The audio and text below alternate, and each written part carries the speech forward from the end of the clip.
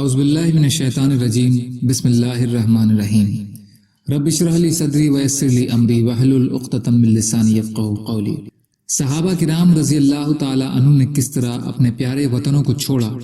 حالانکہ وطن کا چھوڑنا انسان کے لیے بڑا مشکل کام ہے، اور انہوں نے وطن بھی اس طرح چھوڑا کہ پھر موت تک اپنے وطن کو واپس نہ آ گئے، اور یہ وطن چھوڑنا کس طرح ان کو دنیا اور دنیا کی پونجی سے زیادہ پسند ہو گیا، اور انہوں نے دین کو کس طرح دنیا پر مقدم کیا اور نہ دنیا کے ضائع ہونے کی پرواہ کی اور نہ اس کے فنا ہونے پر توجہ دی،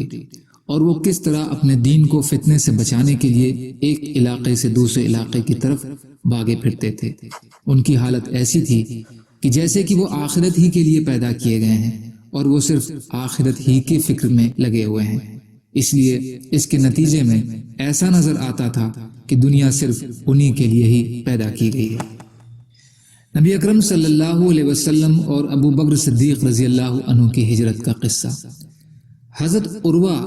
سے مرسلاً نقل کیا گیا ہے کہ حضور صلی اللہ علیہ وسلم حج کے بعد ذی الحجہ کے باقی دن اور محرم اور سفر مکہ میں ٹھہرے رہے، اور جب قریش کے مشرکوں کو اس بات کا یقین ہو گیا کہ حضور صلی اللہ علیہ وسلم یہاں سے جانے والے ہیں اور اللہ نے آپ کے لیے مدینہ میں ٹھکانہ اور حفاظت کی جگہ بنا دی ہے، انہیں معلوم ہو گیا کہ انصار مسلمان ہو گئے ہیں اور مہاجرین ان کے پاس جا رہے ہیں، تو انہوں نے حضور صلی اللہ علیہ وسلم کے خلاف انتہائی قدم اٹھانے کا فیصلہ کر لیا،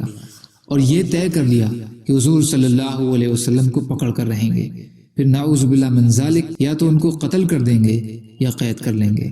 عمر بن خالد روایت کرنے والے کو شک ہے کہ قید کرنے کا ذکر ہے یا زمین پر گھسیٹنے کا، ظاہر میں تو قید کرنے کا ذکر ہے، یا آپ کو مکہ سے نکال دیں گے یا آپ کو باندھ کر رکھیں گے۔ اللہ نے حضور صلی اللہ علیہ وسلم کو ان کی اس سازش سے خبردار کر دیا اور یہ آیت اتاری جس کا ترجمہ ہے، اور جب فریب کرتے تھے کافر کہ تجھ کو قید کر دیں یا مار ڈالیں یا نکال دیں، اور وہ بھی دعویٰ کرتے تھے اور اللہ بھی دعویٰ کرتا تھا، اور اللہ کا دعویٰ سب سے بہتر ہے۔ جس دن حضور صلی اللہ علیہ وسلم ابو بکر رضی اللہ عنہ کے گھر تشریف لے گئے، اس دن آپ کو یہ خبر ہوئی کہ آپ رات کو جب اپنے بستر پر لیٹ جائیں گے تو وہ کافر رات کو آپ پر حملہ کر دیں گے، اس لیے رات کے اندھیرے میں آپ ابو بکر رضی اللہ عنہ مکہ سے نکل کر غار ثور تشریف لے گئے، اور یہ وہی غار ہے جس کا اللہ نے قرآن میں ذکر کیا ہے، اور علی بن ابی طالب رضی اللہ عنہ حضور صلی اللہ علیہ وسلم کے بستر پر آ کر لیٹ گئے تاکہ جاسوسوں کو حضور صلی اللہ علیہ وسلم کے جانے کا پتہ نہ چلے، اور وہ یہ سمجھتے رہیں کہ حضور صلی اللہ علیہ وسلم ہی لیٹے ہیں، اور قریش کے مشرک ساری رات ادھر ادھر پھرتے رہے اور مشورے کرتے رہے کہ بستر پر لیٹے ہوئے آدمی کو ایک دم پکڑ لیں گے۔ وہ یوں ہی مشورے کرتے رہے اور کوئی فیصلہ نہ کر سکے، اور باتوں ہی باتوں میں صبح ہو گئی۔ جب صبح ہوئی تو انہوں نے دیکھا کہ علی رضی اللہ عنہ بستر سے اٹھ رہے ہیں۔ مشرکوں نے ان سے حضور صلی اللہ علیہ وسلم کے بارے میں پوچھا تو علی رضی اللہ عنہ نے بتایا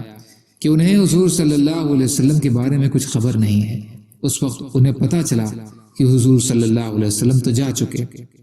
آپ کی کھوج میں وہ مشرک سوار ہو کر ہر طرف چل پڑے اور آس پاس کے چشمے والوں کو پیغام بھیجا کہ حضور صلی اللہ علیہ وسلم کو گرفتار کر لیں، انہیں بڑا انعام ملے گا، اور وہ تلاش کرتے ہوئے اس غار تک پہنچ گئے جس میں حضور اقدس صلی اللہ علیہ وسلم اور ابو بکر صدیق رضی اللہ عنہ تھے، یہاں تک کہ وہ غار کے اوپر چڑھ گئے اور حضور صلی اللہ علیہ وسلم نے ان کی آوازیں سن لی۔ حضرت ابو بکر رضی اللہ تعالی عنہ اس وقت بہت ڈر گئے اور ان پر ڈر اور دکھ چھا گیا، تو اس وقت حضور صلی اللہ علیہ وسلم نے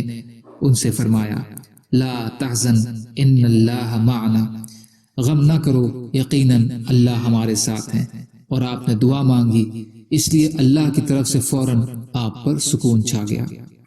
جیسے کہ قرآن مجید میں ہے کہ پھر اللہ نے اتارا اپنی طرف سے اس پر سکون، اور اس کی مدد کو وہ فوجیں بھیجیں کہ تم نے نہیں دیکھی، اور نیچے ڈالی بات کافروں کی، اور اللہ کی بات ہمیشہ اوپر ہے، اور اللہ زبردست ہے، حکمت والا ہے۔